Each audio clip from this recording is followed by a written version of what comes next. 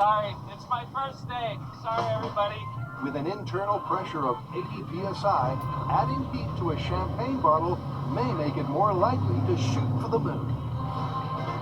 So this machine is the corker. Now from this moment on, this bottle becomes a pressure vessel, potentially housing the kind of force that can cause a wine bottle to turn into a machine gun. And that is what this myth is all about. Okay, and back at the shop, Carrie begins by sizing up her opponent. Now, winemakers actually use different shaped bottles for different wine.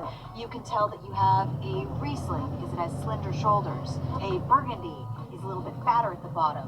You have shoulders on a Bordeaux. So it's possible that the size of the bottle, the type of wine, or even the shape of the bottle might make a more explosive cork. And to find out, the team is going to fire up a wine flambe I'm making my Zen garden.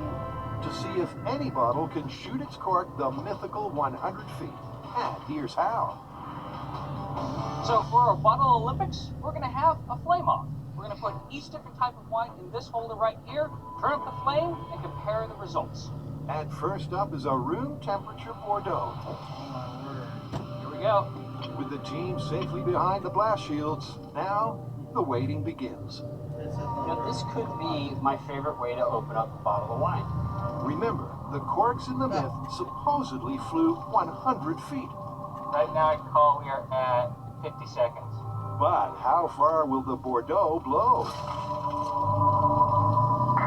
Oh! That was it? I was either expecting glass or...